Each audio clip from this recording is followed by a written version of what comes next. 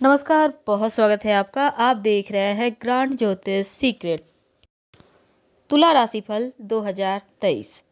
तो साल 2023 में आपके भाग्य में क्या बदलाव आएगा? क्योंकि अभी तक चल रही थी आपके ऊपर शनिदेव की ढैया और अब होगी समाप्त। तो आपके जीवन पर इसका क्या प्रभाव पड़ेगा? ढैया समाप्त होने के बाद आप कितना टेंशन मुक्त हो पाएंगे? तमाम बातें आज हम विस्तार से आपको बताएंगे। क्या खुशखबरी मिलेगी? चाहे विद्यार्थी हों आप, या लव रिलेशनशिप में, रिश्तों में हो, या फिर आप नौकरी व्यापारी हैं।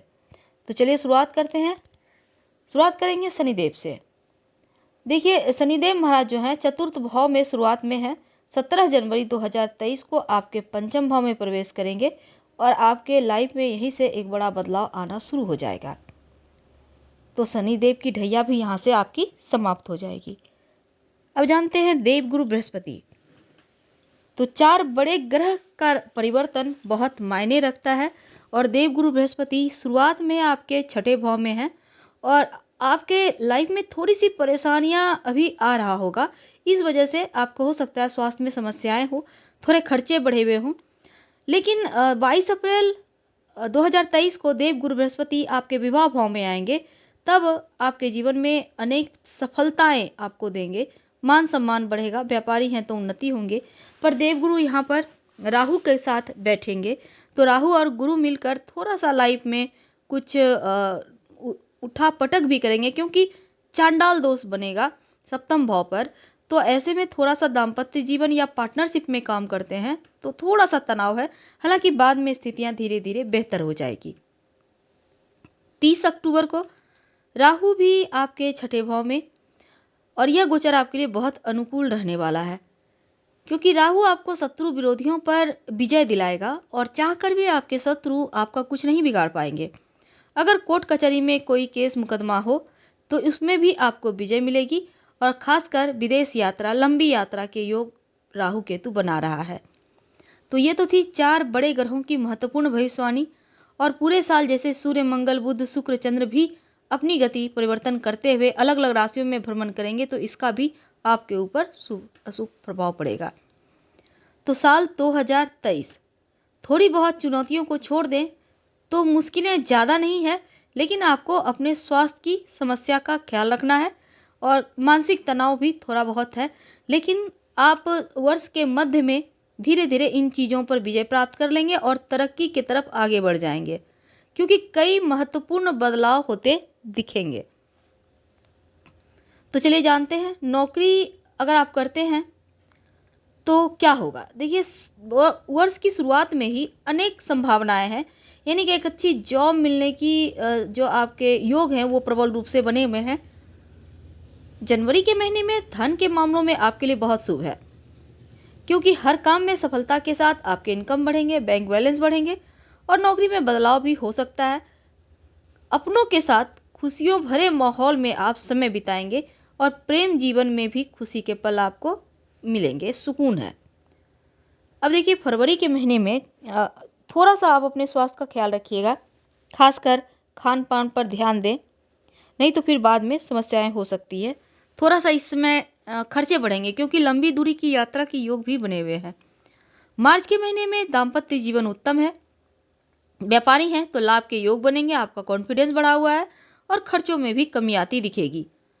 अप्रैल के महीने में गुप्त रूप से आप सुखों को भोगेंगे, साथ ही धन प्राप्ति के भी योग बनेंगे, अचानक से धन लाभ के योग बनेंगे। किसी भी तरह का अगर पैतृक संपत्ति प्रॉपर्टी की बात करें तो वो भी मिलने की संभावना है। लेकिन वाहन वगैरह अगर खुद से चलाते हैं तो सावधानी से चलाना भी आवश्यक है। मई के महीने में भाग्य देगा साथ, क्योंकि तमाम लंबे समय से जो अटके हुए कार्य थे वो पूरा होने से आपका आत्मविश्वास एक बार फिर से लौट आएगा, मनोबल आपका बढ़ेगा। नौकरी करते हैं तो लंबी यात्रा है, ट्रांसफ़र वगैरह हो सकते हैं, अपनों के साथ समय बिताने का मौका मिलेगा। और जो तुला वाले हैं उनके लिए देखिए, जून के महीने में अचानक से कुछ ऐसी परिस्थिति आएगी जिसके बारे में आपने सोचा नहीं था, यानी चुनौतियां हैं। हालांकि घर परिवार का माहौल अच्छा रहेगा, सुख शांति है, अपना मकान, भूमि, भवन, वाहन वगैरह लेने के भी योग बनेंगे। जुलाई, अगस्त, सितंबर, अक्टूबर, नवंबर, दिसंबर, इन महीनों में क्या होगा उसके पहले हम जानेंगे आपके प्रेम जीवन के बारे में। इस वर्ष क्या होगा? 17 जनवरी को शनि आपके पंचम भाव में जब आएंगे, शुक्र भी 22 जनवरी को पंचम में आएंगे, तो रिश्तों में प्रेम बढ़ेगा। और शनि के पंचम भाव में बने रहने से रिश्तों में वफादारी रखिएगा, ईमानदारी रखिएगा, नहीं तो फिर यहाँ पर टेंशन हो सकता है। 22 अप्रैल को देवगुरु सप्तम भाव में आएंगे तो प्रेम विवाह के योग बनाएंगे। तो इस समय जनवरी, फरवरी, अप्रैल, जुलाई, अक्टूबर और दिसंबर का जो महीना है, ये 6 महीने आपके प्रेम जीवन में अनुकूलता लाएगा, प्रेम बढ़ेगा। सिंगल हैं तो इन महीनों में नए रिश्ते में बंधने की भी संभावना है। करियर की बात करते हैं। देखिए, करियर में शुरुआत में ही बदलाव आ जाएगा और शनि महाराज परिवर्तन करके पंचम में जाएंगे तो आपके नौकरी में बदलाव लेकर आएंगे। नई नौकरी की तलाश कर रहे हैं वो भी प्राप्त होगी और मनचाही जगह स्थानांतरण हो सकता है, तो आपको यहाँ पर ध्यान रखना है। और अक्टूबर, नवंबर, दिसंबर ये 3 महीने थोड़ा सा उतार चढ़ाव है नौकरी के मामलों में, तो आप थोड़ा सा ध्यान रखें तो परेशानियों से बच जाएंगे। जो विद्यार्थी हैं, आपके लिए मेहनत से भरा वक्त है। हालांकि कड़ी परीक्षा लेंगे शनिदेव और चुनौतियां भी देंगे, लेकिन आप हर चुनौतियों पर विजय प्राप्त करेंगे। आपको पढ़ाई में कोई पछाड़ ही नहीं सकता। और शनिदेव भी यही शिक्षा देते हैं कि अनुशासित होकर अगर आप टाइम पे सब कुछ करें तो चीज़ें आपके पक्ष में आती है। आपकी एकाग्रता हालांकि बार बार भंग होगी, मन कम लगेगा पढ़ाई में, लेकिन एक बार फिर से आप एकाग्रता बनाइए। और यहाँ पर 22 अप्रैल से देवगुरु बृहस्पति के परिवर्तन से स्थितियाँ धीरे धीरे ठीक हो जाएगी। मन पढ़ाई की ओर झुकेगा। प्रतियोगिता परीक्षा की तैयारी कर रहे हैं तो सफलता मिलेगी और अच्छे परिणाम मिलेंगे। तो जनवरी, फरवरी, अप्रैल के महीने में थोड़ा सा सतर्क रहना है और इसके बाद नवंबर, दिसंबर में थोड़ी चुनौतियां हैं विद्यार्थी के लिए। बीच के महीने सारे बहुत अच्छे हैं। धन की बात करें तो देखिए, बृहस्पति महाराज सप्तम भाव में बैठकर आपके लग्न, तीसरे और एकादश भाव को देखेंगे तो ग्रहों की कृपा से धन के स्थिति में संतुलन बना रहेगा। और अगर आप ध्यान नहीं देते हैं, ज़रूरत से ज़्यादा खर्च करते हैं, तब टेंशन है। हालांकि जब राहु आपके छठे भाव में आएंगे तब आपके खर्चों में थोड़ी बढ़ोतरी होगी। हालांकि इस समय आपको थोड़ा सा सोच समझकर या फिर बैलेंस बनाकर ही खर्च करना होगा। पारिवारिक जीवन में प्रेम है। अपनों में छोटी मोटी समस्याएं, विवाद को अगर छोड़ दे तो चीज़ें स्थिर है। पिता के स्वास्थ्य का थोड़ा ख्याल रखिएगा। और अगस्त, सितंबर, अक्टूबर ये 3 महीने पारिवारिक खर्च बढ़े हुए रहेंगे। हालांकि शुरुआत में थोड़े बहुत भाई बहनों से टेंशन है, लेकिन बाद में चीज़ें आपके पक्ष में है। संतान की बात करें तो लगातार संतान मेहनत करेंगे और उनकी पढ़ाई का, और यदि जॉब करते हैं तो बिजनेस करते हैं तो काम का काफ़ी उनके ऊपर प्रेशर है और यही प्रेशर उनको उनके कार्यक्षेत्र में सफलता दिलाएगा। इसके बाद धीरे धीरे चीज़ें स्थिर हो जाएगी। संतान की थोड़ा सा स्वास्थ्य की मुश्किलें हैं शुरुआत में, वर्ष की शुरुआत में आप ध्यान रखिएगा, बाद में चीज़ें उत्तम है। विवाह की बात करें तो वैवाहिक जीवन में छोटी मोटी मुश्किलें हैं, क्योंकि शुरुआत में राहु आपके विवाह स्थान पर बैठे हैं। जनवरी में शनिदेव पंचम में होंगे, तब तीसरी दृष्टि से सप्तम भाव को देखेंगे। तो 2 क्रूर ग्रहों का प्रभाव सप्तम भाव में है, तो दाम्पत्य जीवन में थोड़ा बहुत उतार चढ़ाव है, झगड़े लड़ाई की स्थिति बन सकती है। और यहाँ पर मंगल महाराज भी 13 मार्च तक आपके अष्टम भाव में, ऐसे में दाम्पत्य जीवन के लिए इस समय थोड़ा सा आपको धैर्य रखना है। और 22 अप्रैल को जब देवगुरु बृहस्पति सप्तम में आएंगे तब थोड़ा सा स्थिति को कंट्रोल करेंगे। हालांकि गुरु चांडाल दोष बन रहा है तो सावधानी तो रखना आवश्यक है जब तक कि राहु राशि परिवर्तन नहीं करते।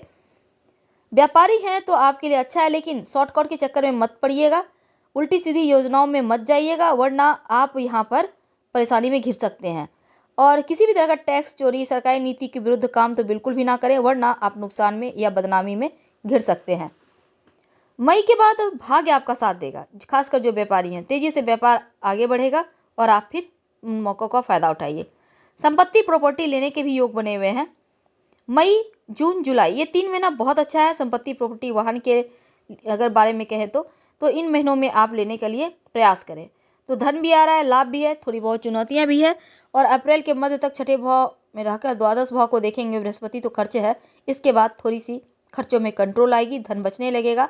स्वास्थ्य की बात करते हैं, चौथे भाव में बैठे शनि महाराज आपकी अपनी तीसरी दृष्टि से आपके छठे भाव को देखेंगे तो थोड़ा सा बीमारी में बढ़ोतरी करेंगे शुरुआत में। तो शुरुआत में आपको सतर्कता रखना है और ज़रूरी चेकअप वगैरह कराते रहें। इसके बाद मई, जून में एक बार फिर से थोड़ा सा आपको स्वास्थ्य का ख्याल रखना होगा, फिर धीरे धीरे आपके स्वास्थ्य में सुधार आना शुरू हो जाएगा। उपाय क्या करेंगे? देखिए, ओम सुम शुक्राय नमः। इस मंत्र का जब रोज भोर के समय यानी सुबह 4-5 बजे के लगभग या फिर रात में सोने के समय आप कम से कम 5 बार या 11 बार जप करके सोइए तो आपके लिए अच्छा रहेगा। संभव हो तो आप श्री सूक्तम या फिर कनकधारा स्त्रोत का पाठ करना शुरू कर दें, आपके लिए वो भी अच्छा है। और ओपल रत्न आप अगर इस समय धारण करते हैं अपने इंडेक्स फिंगर में यानी तर्जनी उंगली में शुक्रवार की शाम, तो आपके लिए बहुत अच्छा है, किसी भी शुक्ल पक्ष को कर सकते हैं। तो हम आपसे विदा लेते हैं। चांदी में धारण करना, इस बात का ध्यान रखिएगा। अगर आपको वीडियो पसंद आए तब लाइक कर सब्सक्राइब करें, अपनों से शेयर करें और कमेंट में हर हर महादेव जरूर लिखें। धन्यवाद।